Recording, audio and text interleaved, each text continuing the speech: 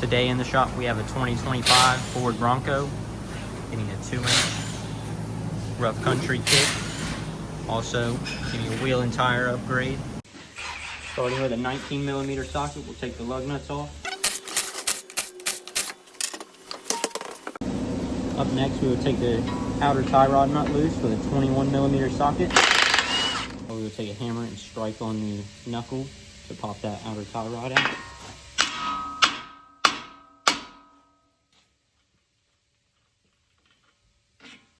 Now you'll come in with a 10mm socket and take that ABS and brake line bracket off. Next we will move on to the upper control arm. Using an 18mm wrencher socket, we'll take that nut off and we'll strike the knuckle again and get it to release. Using that 18mm, we'll pop that loose and leave a couple threads on just so when we smack it, that upper control arm doesn't come flying up out at us.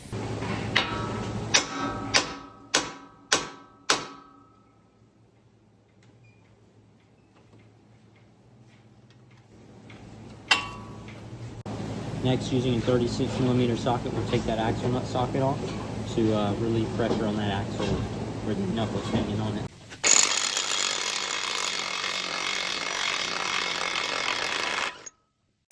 With that axle nut out, you'll notice you can pop the axle back, give you a lot more free play with that knuckle to move it around and get it out of the way. Using your 21mm wrench in your H6 socket, you will come down here to the bottom portion of the lower control arm where the sway bar inlet connects, and you'll start clanking it loose. Get that bolt broken loose and off of there. Give that lower control arm play.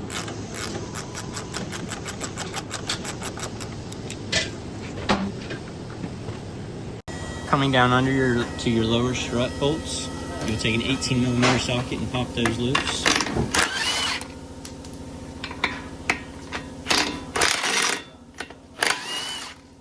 Coming up top, you want to take your 15mm wrench and break the bolts loose for the top strut mounting. With those upper strut nuts off, you'll be able to push down on your control arm and bring your strut out of the housing.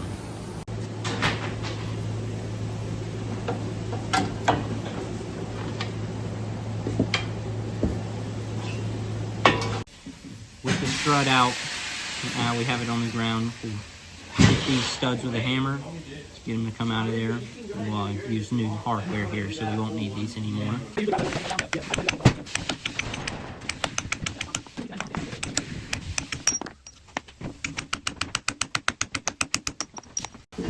Coming to the top of the strut, we'll pull this roll pin out, or it's kind of like an alignment pin for the mounting points, but get something with a good bite on there and break it loose.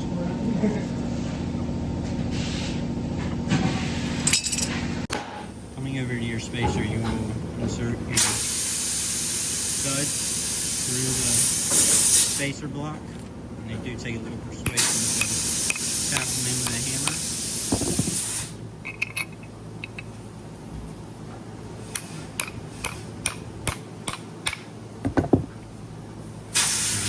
And that's it. Coming back over to your strut, you'll insert the spacer into the strut. Start your supplied bolts onto the stock studs.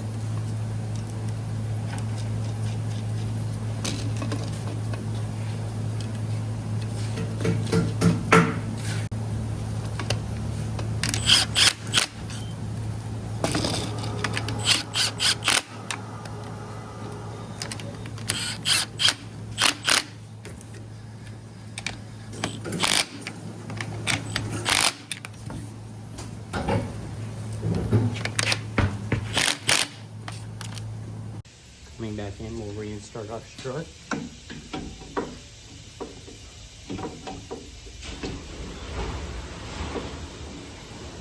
Using our stock hardware, tightening that down. Coming up top to your upper strut nuts, they're 15mm for the supplied hardware. You'll just get those nice and snug. Moving on to the bottom, it is a struggle to get these in. I had to have by hand. Kind of gotta put a pry bar in here and pry it back and wedge your bolts in there. With this new spacer up top, it flips the strut around, so it's kind of difficult to get these to line up because it basically tweaks them backwards, but it's possible. You just got to work at it. Get those tightened down and we'll start reassembly. Passenger side will be the same exact way. We'll move on to the rear after that. For reassembly, we'll start with getting this upper control arm back in the knuckle.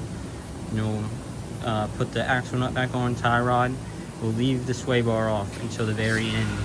Once the other side's done, and it'll give free play in the sway bar to move back and forth. But we'll get this all reassembled and we'll move on to the rear. With this new strut, your suspension has a lot more travel, so you'll have to stick a big pry bar in here to get this low enough.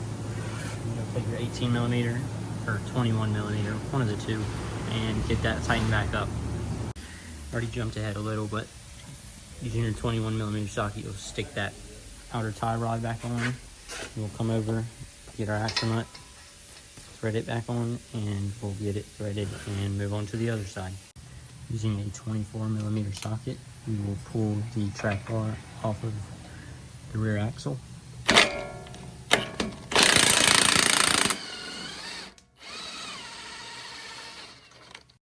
With a 1 1/16 inch socket, you will remove this lower strut bolt. Same thing on the other side. Of course, have the axle supported so it doesn't fall from the vehicle.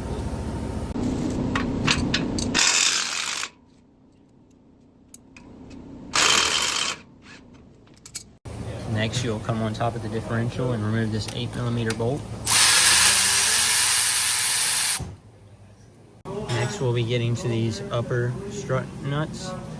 You need to remove these 2 clips just to give you enough room to get in there with your ratchet or socket, wrench, whatever you're using. And we'll get that out and add the spacer to it. A little hard to film what's going on in here, but you just fold this fender liner up and stick your 15 millimeter wrench in there and loosen the bolts. It drops right out. We'll move on to putting the spacer on top. There is a little roll pin that sits in the top here. You just wiggle it out of there with some pliers and it'll pop right out. And stick that spacer on and put it back in the truck. Coming back over to the strut, you'll place your spacer on. Pretty much just like the front. Stock hardware holding the spacer down.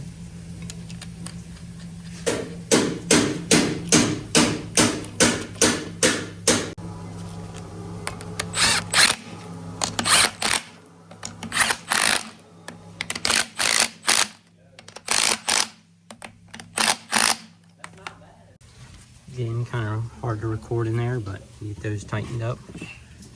And put your clips back. We'll move down here and we'll tighten up the lower strut bolt. I have to stick a pry bar in there, pry that strut back a little bit, but it should line up, no problem. And we'll get on to the other side. Finishing up here, it's kind of hard to record everything that was going on, but putting this track bar back in is a little bit of a stickler.